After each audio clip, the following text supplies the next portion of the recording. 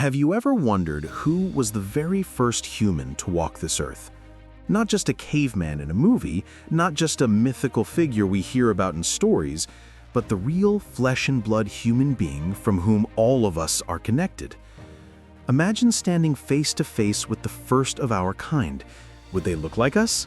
Would they think like us? Or would they feel like strangers from another world? Welcome to World's Echoes, where we explore the mysteries that shaped our existence.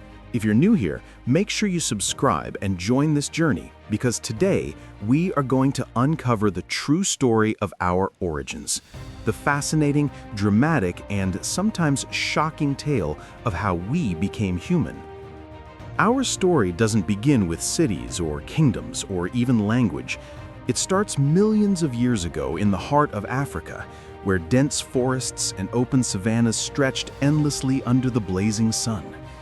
Here, about 4.4 million years ago, a creature lived who may not seem like us at first glance, but carries within it the very first whispers of humanity. This was Ardipithecus ramidus, or as scientists lovingly call her, Ardi. Now, Ardi wasn't fully human. She was small, barely over a meter tall, with long arms and a body built for climbing trees. But here's where the magic begins. She could also walk upright. Not as gracefully as us, not with the confidence of a marathon runner, but she could stand, take steps, and balance on two legs. It was a spark, a tiny spark that would one day ignite into the full flame of humanity. Imagine the courage it must have taken in a world full of predators to step out of the safety of branches and try to walk on the dangerous ground below. That first step changed everything. Fast forward about 1 million years, and we meet another remarkable figure, Australopithecus afarensis. If Ardi was the whisper of humanity, Lucy, as she is famously known, was the first clear echo. Lucy lived around 3.2 million years ago, and when her fossilized skeleton was discovered in Ethiopia in 1974, it shocked the world.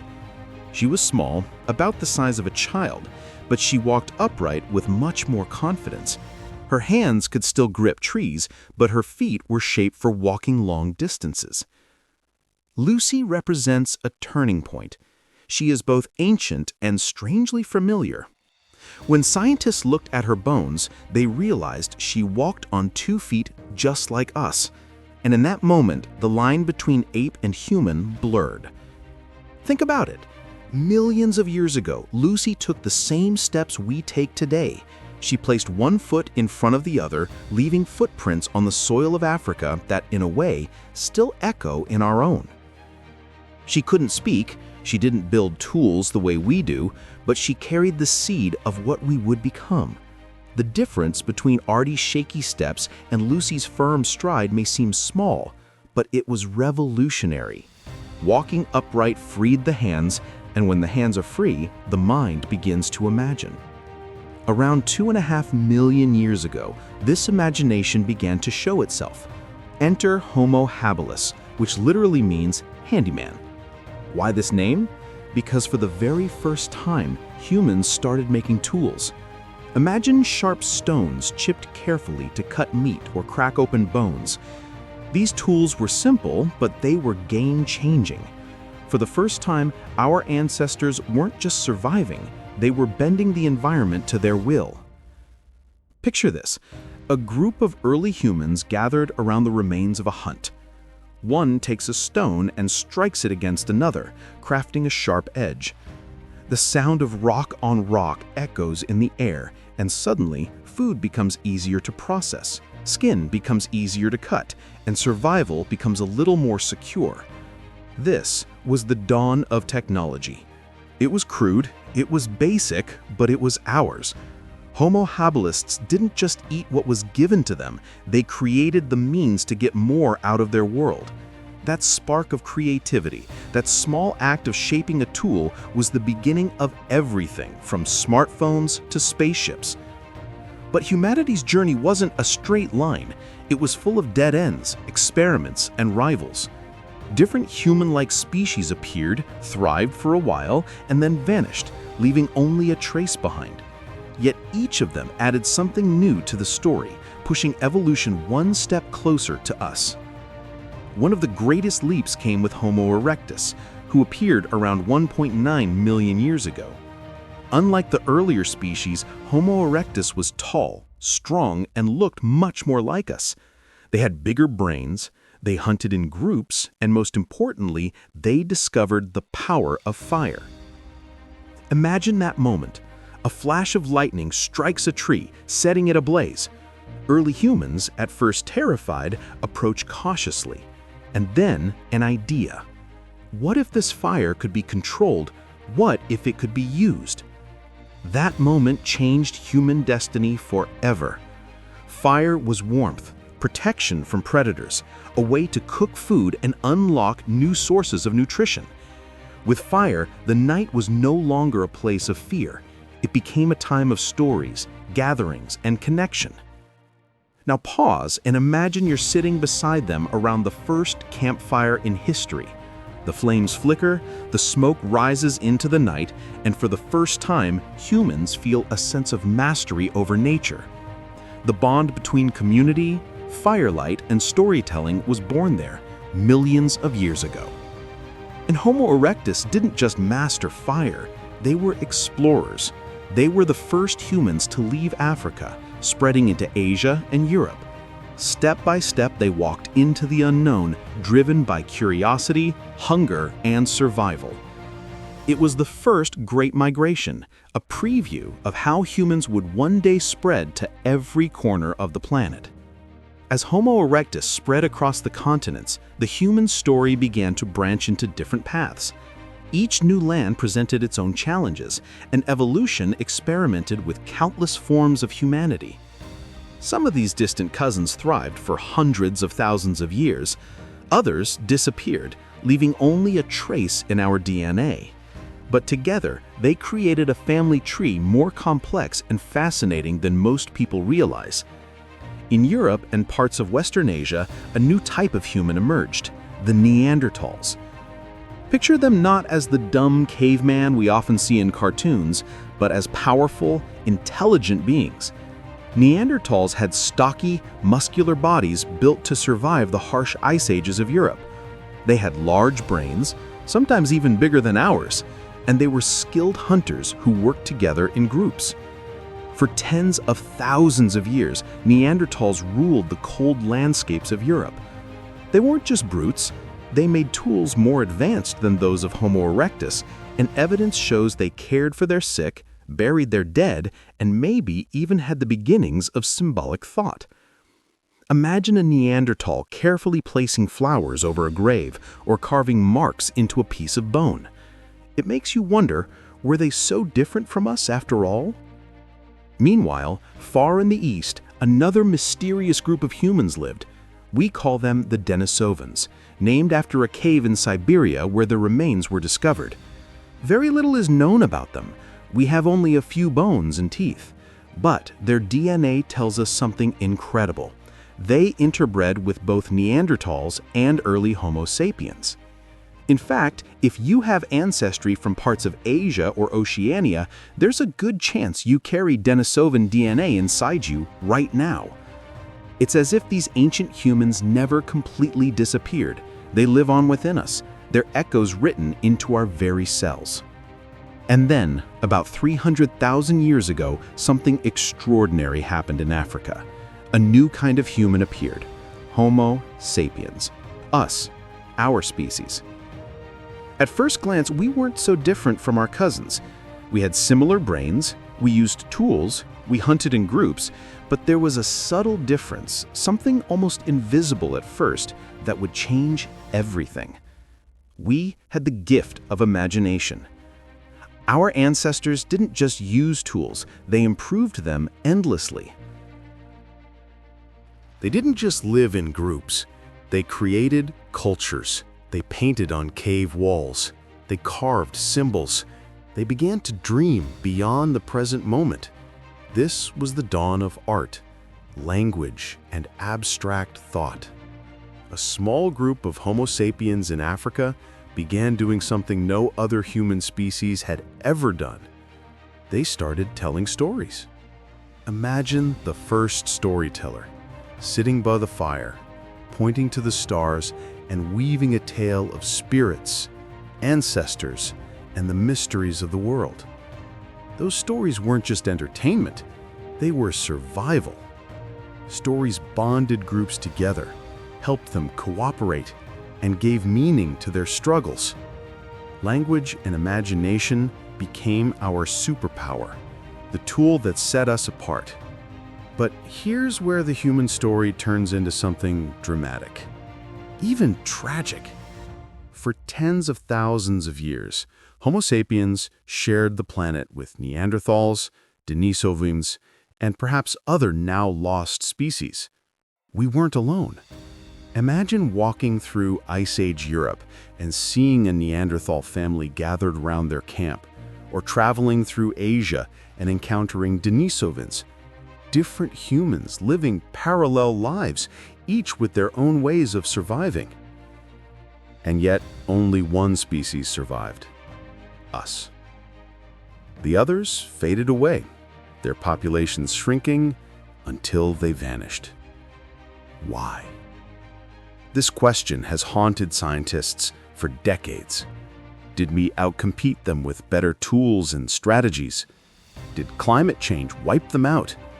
Or did we play a darker role? Some evidence suggests conflict, even violence, between species. But it wasn't a simple story of destruction. In fact, genetic studies show that we didn't just replace Neanderthals and Denisovans, we mixed with them. Their DNA flows in us today, a reminder that humanity's story is not just of survival, but of connection and blending. Now, pause and think about that. You and I, sitting here in the modern world, carry within us fragments of ancient species. The Neanderthal strength, the Denisovan resilience, the ingenuity of Homo sapiens, they all live within us. The story of the first humans is not about one person alone. It's about an entire network of species intertwined, competing, cooperating, and ultimately merging into what we are today.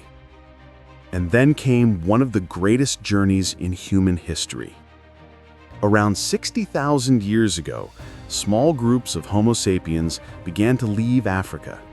They crossed deserts, mountains, and seas, driven by hunger, curiosity, and perhaps sheer courage.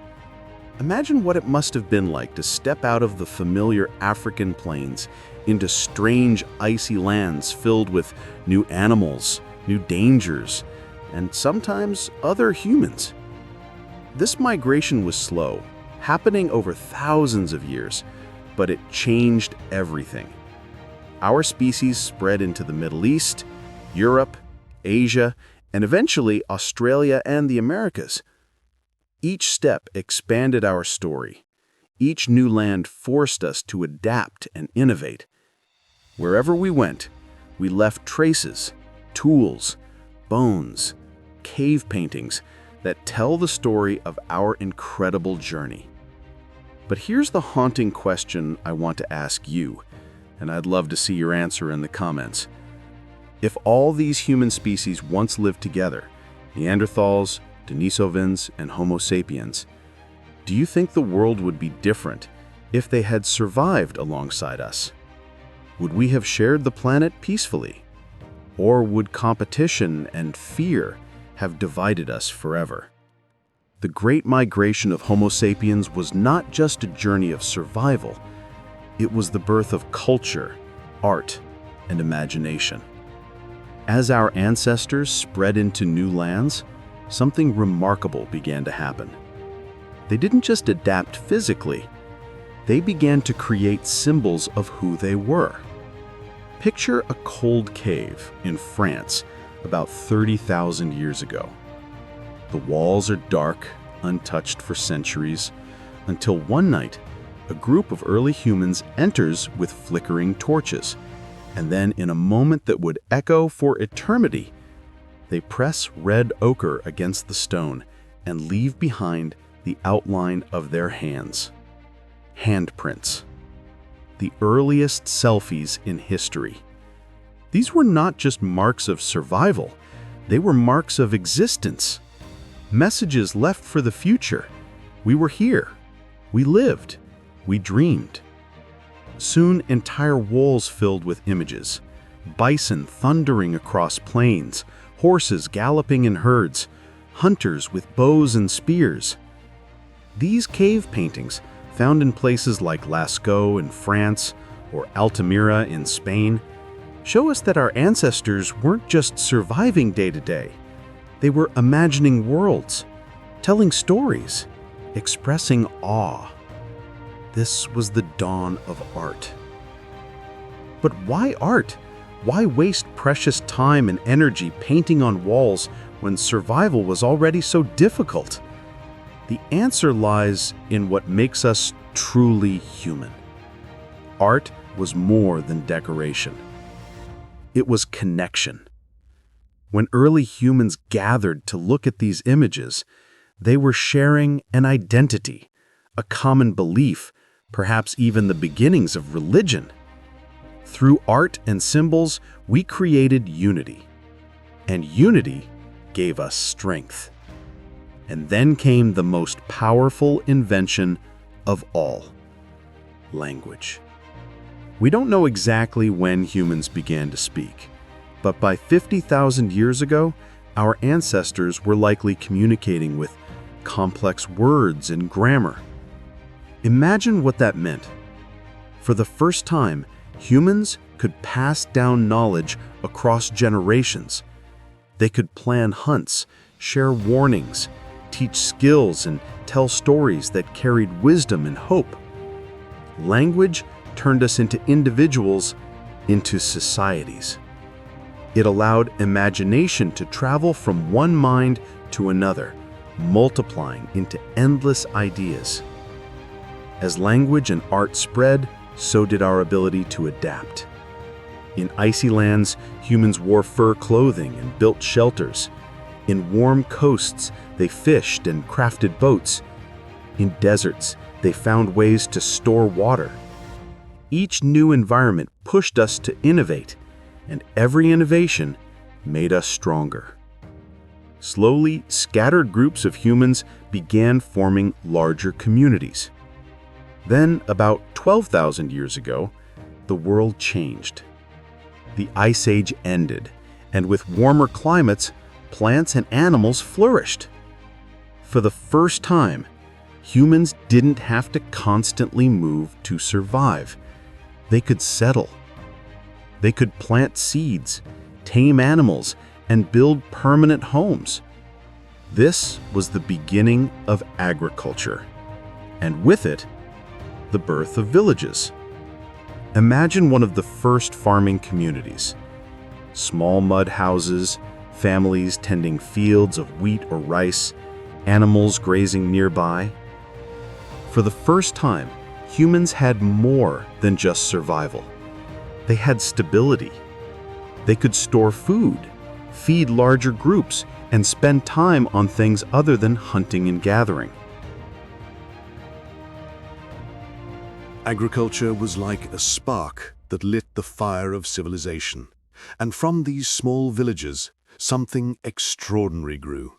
Cities, cultures, kingdoms, the seeds of everything we know today. The very first civilizations appeared in Mesopotamia, Egypt, the Indus Valley, and China. Suddenly, humans were building temples, inventing writing systems, trading goods across rivers, and creating laws. The human story, which began with shaky steps in Africa millions of years ago, had now reached a new chapter, the age of civilization. But even as we look at this rise of culture, we can't forget the echoes of the past. Every tool, every story, every city we built was only possible because of the long chain of ancestors who came before us. From Ardi, who first balanced on two legs, to Lucy, who walked upright, to Homo habilis, striking stone on stone, to Homo erectus, taming fire, to Neanderthals who shared their DNA with us. We are not just Homo sapiens. We are the sum of all of them. Think about it. Every time you light a fire, you echo Homo erectus. Every time you use a tool, you echo Homo habilis. Every time you tell a story, you echo the first storytellers who sat under the stars. And every time you dream of a future, you echo the same imagination that carried us out of Africa and into the world. The journey of the first humans wasn't easy. It was filled with danger, struggle, and extinction. But it was also filled with courage, creativity, and resilience. And perhaps the most beautiful part of the story is this. No matter where we come from, no matter our differences in culture, language, or skin color, we all share the same origin. We are one family, connected by a story that began millions of years ago in the heart of Africa.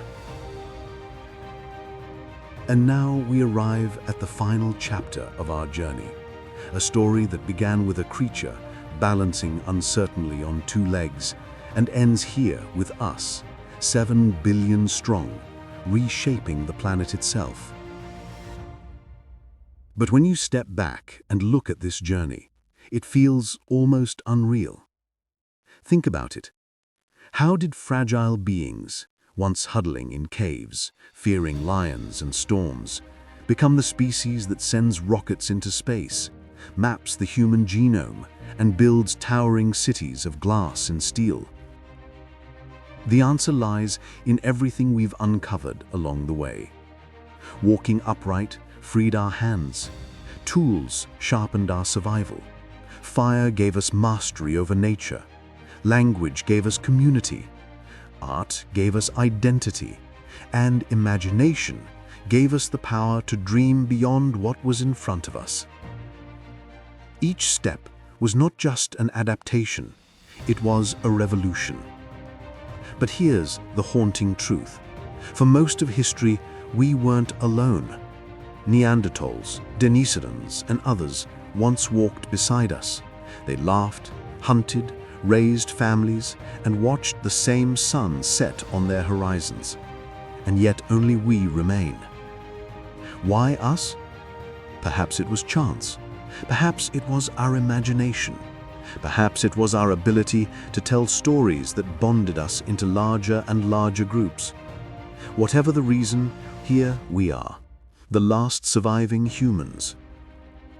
The weight of that survival is heavy, because it means we carry not just our own future, but the legacy of all who came before. When you look into the mirror, you are not just seeing yourself, you are seeing millions of years of history written in your bones, your DNA, your very breath. You are Ardi's first steps. You are Lucy's upright stride. You are the firelight in the eyes of Homo erectus, the strength of a Neanderthal, the imagination of the first Homo sapiens who painted on cave walls. You are all of them condensed into this present moment. Isn't that breathtaking? And yet, as incredible as our journey has been, it also leaves us with a question far bigger than ourselves. If we came so far, from fragile apes to cosmic dreamers, where are we going next? Will future generations look back at us the way we look back at Lucy, with curiosity, with wonder, with awe? Will they see us as the beginning of something even greater, or as a civilization that forgot the lessons of its ancestors? Because here's the truth. For millions of years, humans survived by adapting to the world around them. But today, we are the ones changing the world, shaping climates, altering landscapes, and even rewriting the code of life. The story of humanity is no longer just about survival. It is about responsibility. We carry in our hands not just fire, but the power to destroy or preserve the earth itself. So the story of the first human isn't really just about the past, it's about the present. It's about us. Every decision we make, every invention we create, every story we pass on to the next generation continues the journey that began in the savannas of Africa millions of years ago. The first human may have lived long ago, but the true story of humanity is still being written by you, by me, by all of us. And maybe that's the most powerful realization of all. The question, who was the first human, doesn't have a single answer.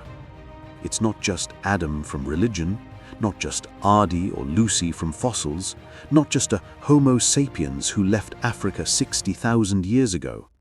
The truth is, every one of them was the first. Each step, each spark, each story was a beginning, and together they brought us here. So the next time you look at the night sky, or hold a piece of technology, or simply tell a story to a child, remember this: you are part of an unbroken chain stretching back millions of years. You are not alone. You carry the voices of every ancestor within you. And maybe, just maybe, someone in the distant future will look back at us and say, that was the moment when humanity truly began.